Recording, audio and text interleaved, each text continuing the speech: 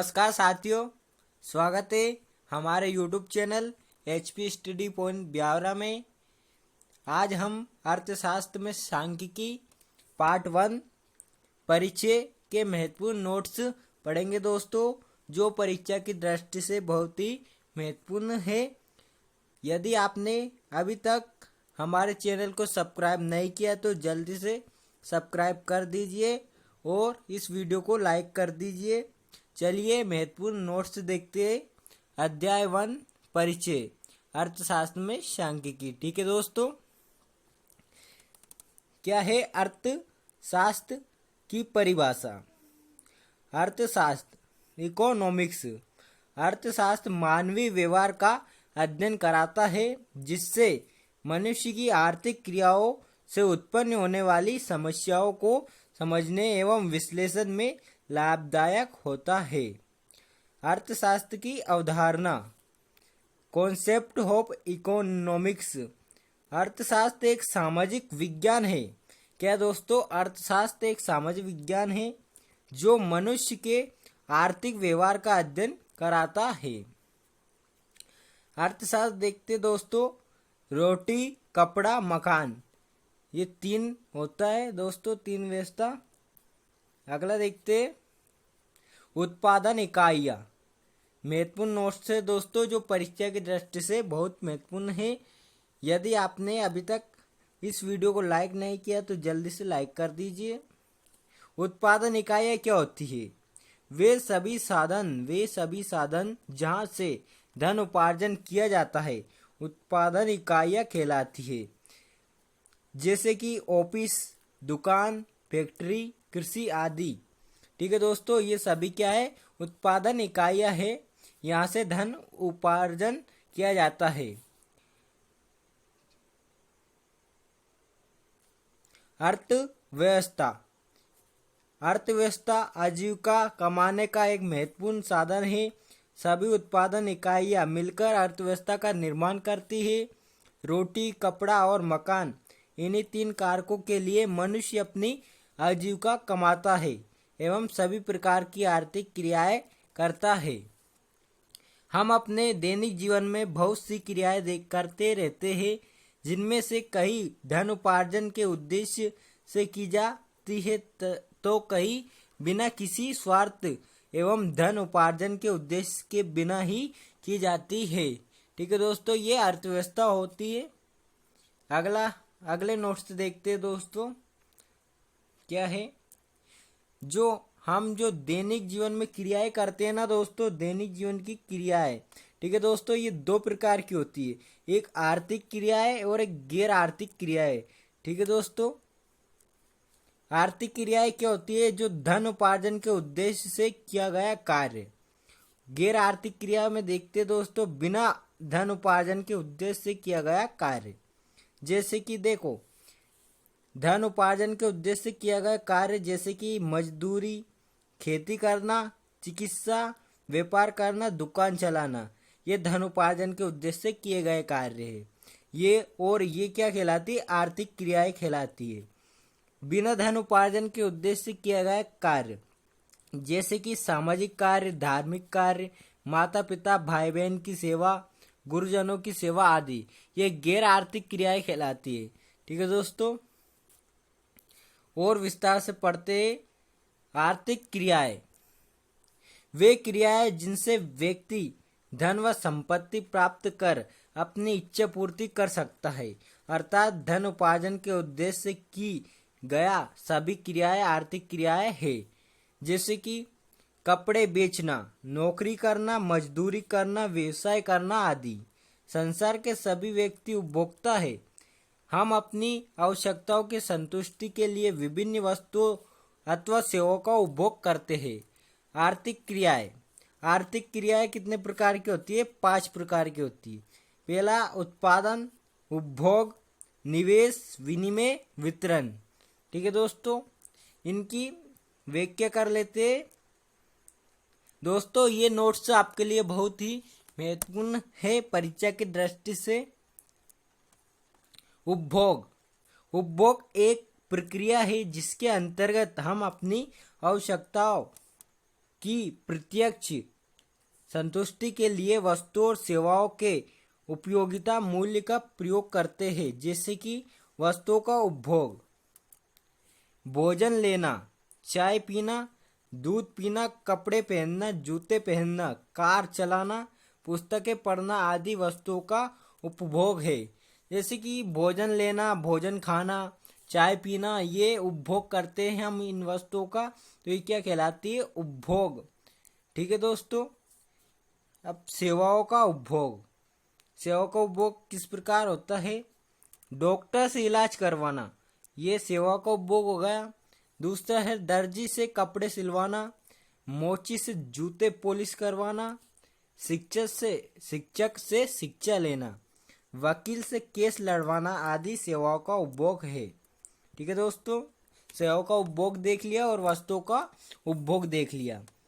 ये क्या है अगला? यदि हम वस्तुओं या सेवाओं का उपभोग नहीं करें तो इन वस्तुओं एवं सेवाओं का उत्पादन भी नहीं होगा।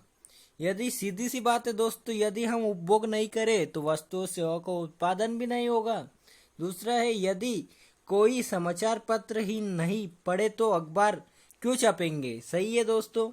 एक अन्य उदाहरण है, लोगों ने ब्लैक एंड वाइट टेलीविजन को देखना बंद कर दिया, अर्थात उपभोग बंद कर दिया, तो इन टेलीविजनों का उत्पादन लगभग समाप्त हो चुका है।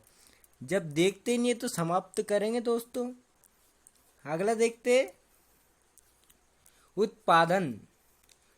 उत्पादन वह प्रक्रिया जिसके द्वारा कच्चे माल को उपयोगी वस्तुओं में परिवर्तित कर उपभोग लायक बनाया जाता है, ताकि वस्तुओं की उपभोगिता तथा सेवाओं में वृद्धि की जा सके, उत्पादन कहलाता है। ठीक है दोस्तों। जैसे कि मान लीजिए गेहूं एवं चीनी जैसे कच्चे माल के उपभोग से बिस्कुट बनना एक उत्पादन प्रक्रिया है। ठीक है दोस्तों। मेडिकल कॉलेजों द्वारा छात्रों को डॉक्टर बनाना ये भी एक उत्पादन प्रक्रिया है। लॉ कॉलेज द्वारा छात्रों को वकील बनाना आदि सेवा क्षेत्र में उत्पादन के उदाहरण हैं।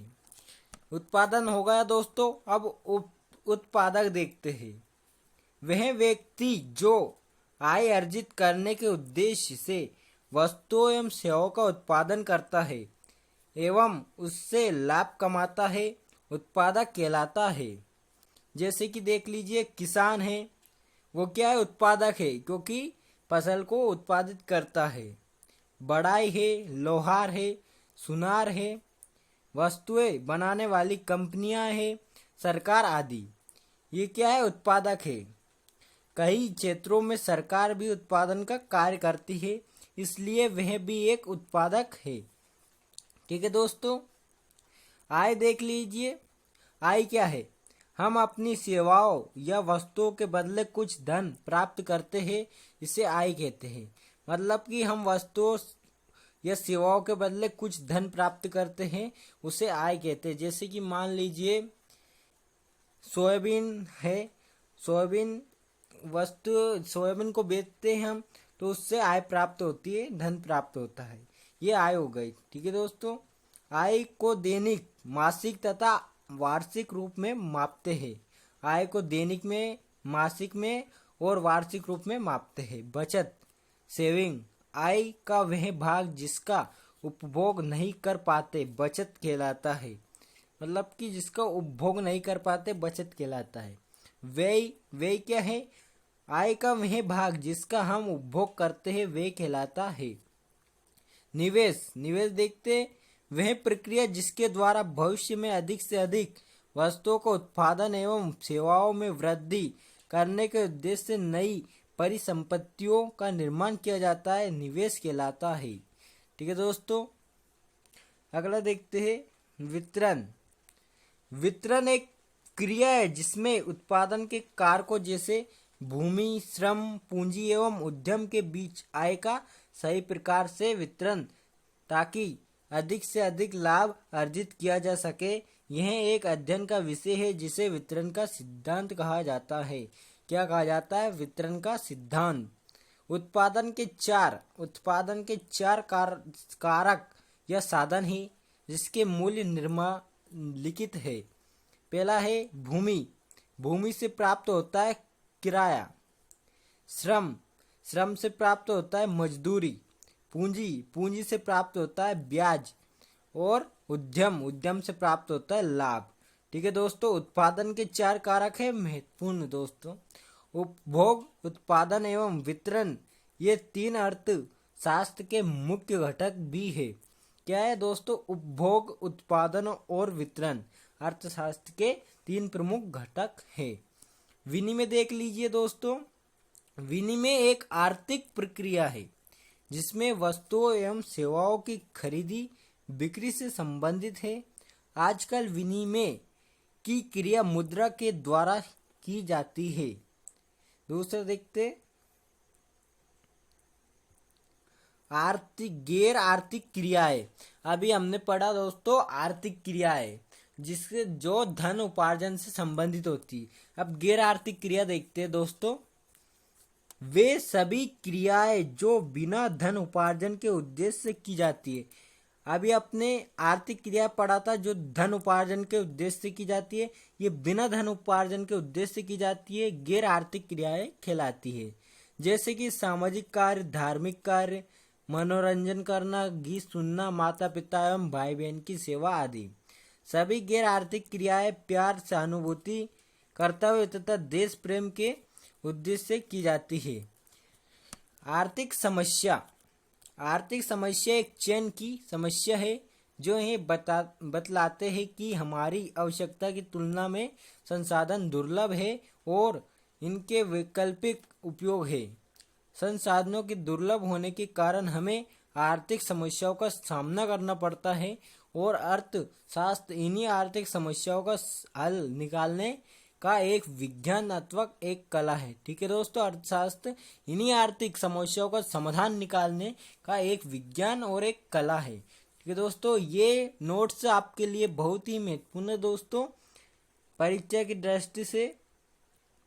यदि आपने अभी तक हमारे channel HP study point Biaora को सब्सक्राइब नहीं किया तो जल्दी से सब्सक्राइब कर दीजिए और इस वीडियो को लाइक कर दीजिए।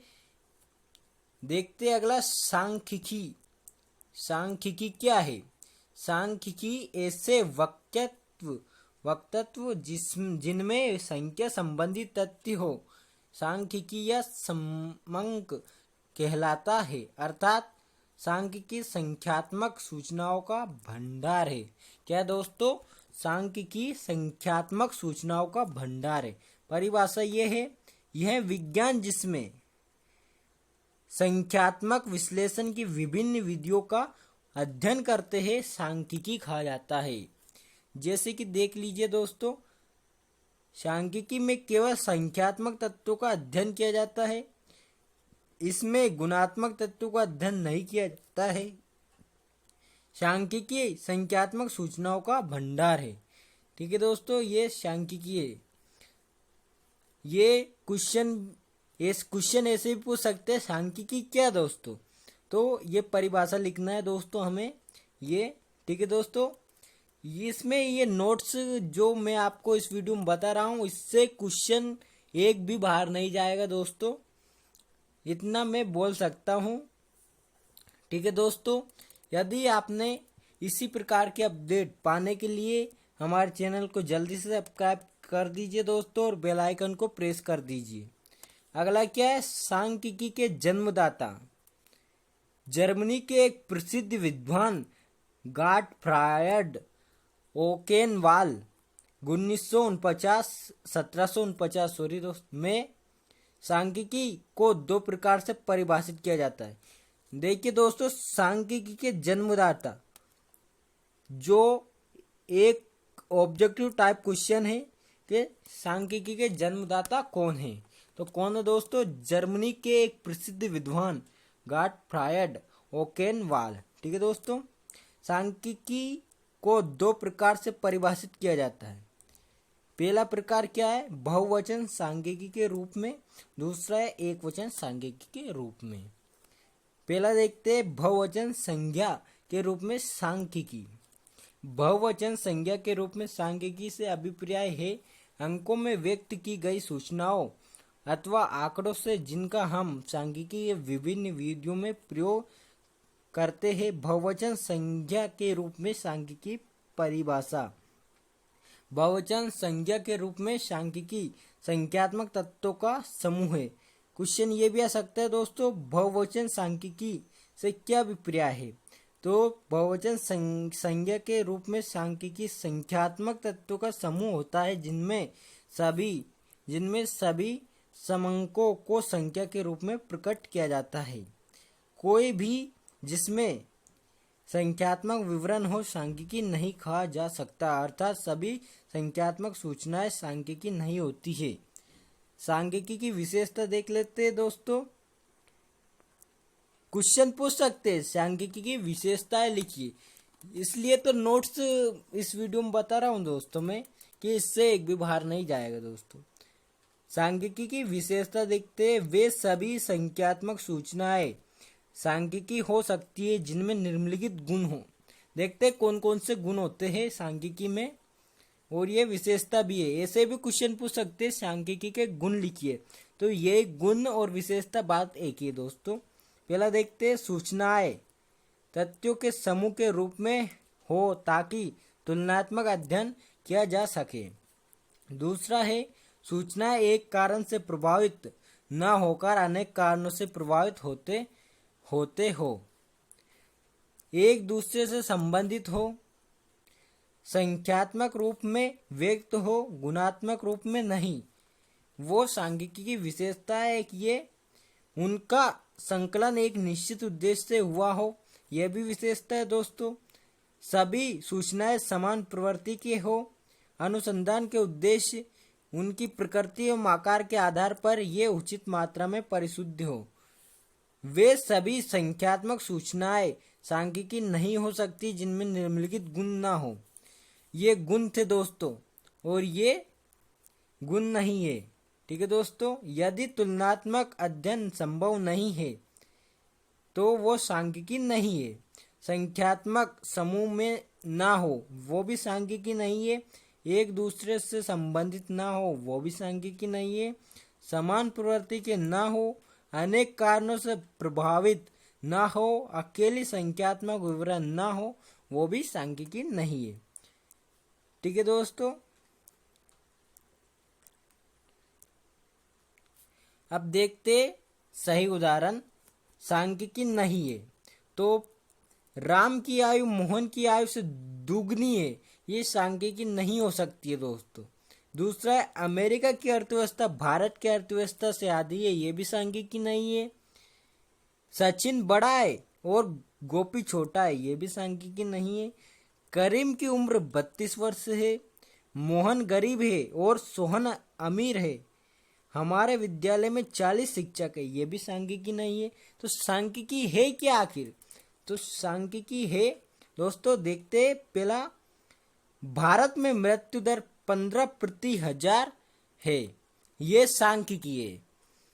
2015 में CBSE के परीक्षा में 97% विद्यार्थी सफल हो रहे, ये सांख्यिकी है। भारत में 65% आबादी युवा है, ये सांख्यिकी है। मोहन ने रमेश से 25% अधिक अंक प्राप्त किए। 11वीं कक्षा के विद्यार्थियों का औसत जेब खर्च 250 रुपये प्रति माह है, ये सांख्यिकी है दोस्तों।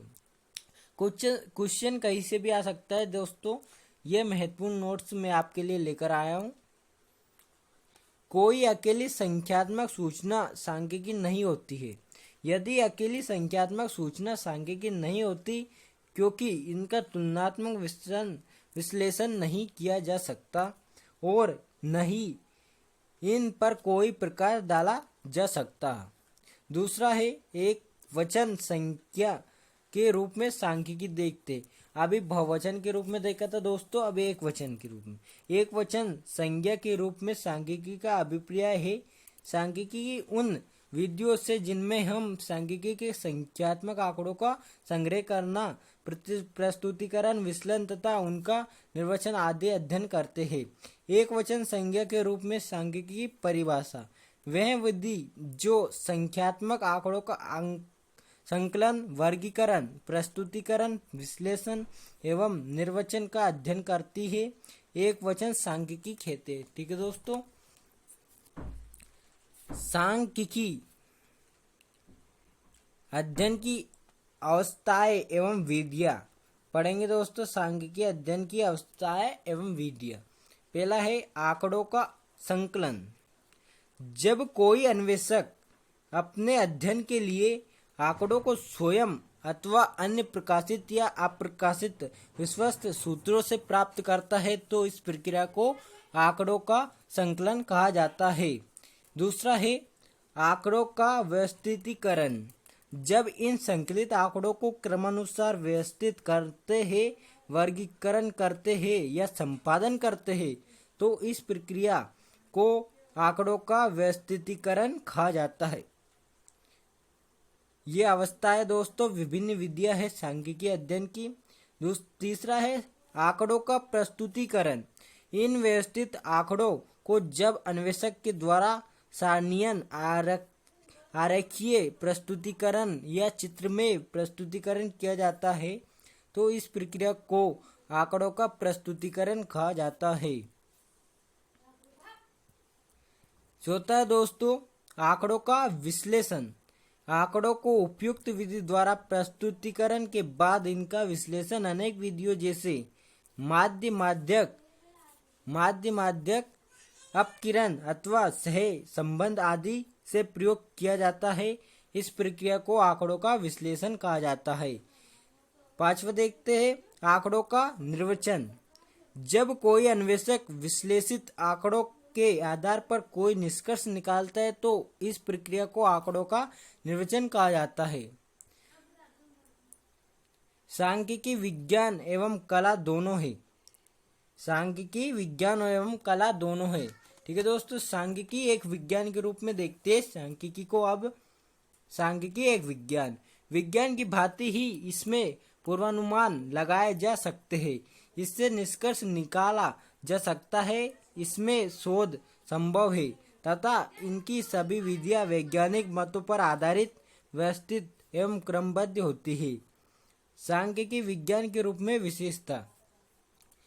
पहला है इसमें ज्ञान का क्रमबद्ध समूह और अध्ययन हो, इसकी विधियां क्रमानुसार हो, इसके नियम सार्वभौमिक हो, इसमें पूर्वानुमान लगाने की क्षमता हो, इसमें गतिशीलता का गुण हो, इससे कारण तथा प्रभाव का संबंध स्पष्ट हो। अब सांख्यिकी को एक कला के रूप में देखते हैं दोस्तों। कला का संबंध कार्य से है। कार्य करने की क्रिया को कला कहते हैं, जिससे हमें कार्य करने का ढंग, कौशल, निपुणता, परिणाम तथा अनुभव प्राप्त होता है। यही कारण है कि सांख्यिकी को कला भी कहा जाता है। क्या कारण है? यही कारण है सांख्यिकी को कला कहने का। सांख्यिकी कला के रूप में विशेषताएं देखते हैं। यह कार्य करने के व्यवस्थित ढंग को सिखाता है। कला लक्ष्य की ओर पहुंचाता है। कला से आत्मसमन्वय और अनुभव की प्राप्ति होती है। कला से समस्याओं का समाधान मिलता है। कला से कौशल, निपुणता के साथ साथ परिणाम प्राप्त होते हैं। सांख्यिकी के कार्य देखते हैं दोस्तों। ये महत्वपूर्ण प्रश्न है दोस्तों। सांख्यिकी कार्य। सांख्यिकी जटिल सूचनाओं को सरल बनाती है। पहला कार्य होगा दोस्तों। दूसरा कार्य यह जटिल सूचनाओं को विश्लेषण तथा निर्वचन योग्य बनाती है। तीसरा कार्य क्या है? सांख्यिकी तथ्यों को संख्या के रूप में प्रस्तुत करती है। चौथा कार्य है सांख्यिकी ज्ञान व कला दोनों रूपों में कार्य करती है। ये कार्य दोस्तों सांख्यिकी विभिन्न मदों के बीच तुलनात्मक अध्ययन कराती है। छठवां है यह नीति निर्धारण एवं पूर्वानुसार में सहायक है। ठीक है दोस्तों, ये नोट्स बहुत ही महत्वपूर्ण है दोस्तों। अब सांख्यिकी की सीमाएं। सांख्यिकी व्यक्तिगत इकाइयों का अध्ययन नहीं करती। सांख्यिकी निष्कर्ष भ्रम पैदा कर देते हैं। सांख्यिकी सिर्फ संख्यात्मक तथ्यों का अध्ययन करती है। सांख्यिकी नियम केवल औसत पर ही सत्य उतरते हैं। इसका उपयोग केवल विशेषज्ञों द्वारा ही संभव है, इसका दुरुपयोग संभव है।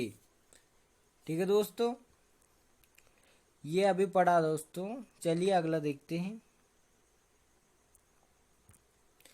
सांख्यिकी का अर्थ शास्त्र में महत्व।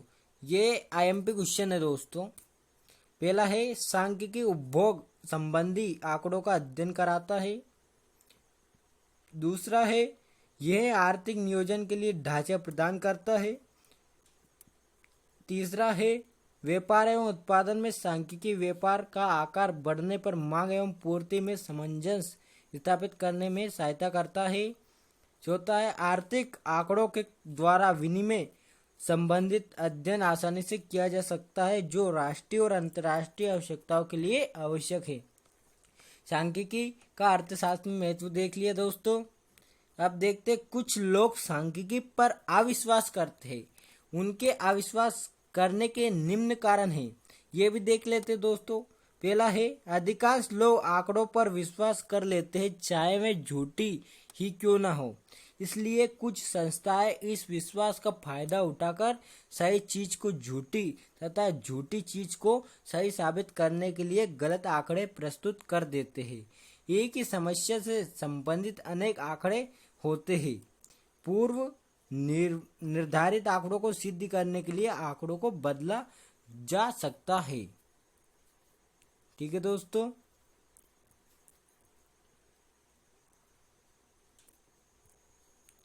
सही आंकड़ों को इस प्रकार प्रस्तुत किया जा सकता है जिससे भ्रम की स्थिति पैदा हो। आंकड़ों का संकलन पक्षपातपूर्ण ढंग से किया जाता है, जिससे गलत निष्कर्ष निकलते हैं। ठीक है दोस्तों, इस वीडियो में हमने अर्थशास्त्र में सांख्यिकी पार्ट 1 परिचय के महत्वपूर्ण नोट्स देखे थे दोस्तों, जो परीक्षा की दृष्टि से बहुत महत्वपूर्ण है। मिलते हैं अगले वीडियो में। इसी प्रकार की अपडेट पाने के लिए हमारे channel HP study point Biaora को सब्सक्राइब कर दीजिए और बेल आइकन को प्रेस कर दीजिए, जिससे आने वाला हर नई अपडेट आपको मिलती रहे दोस्तों। साथ ही इस वीडियो को अभी तक लाइक नहीं किया तो लाइक कर दीजिए जल्दी से। धन्यवाद दोस्तों, मिलते हैं अगले वीडियो में। थैंक्स दोस्तों।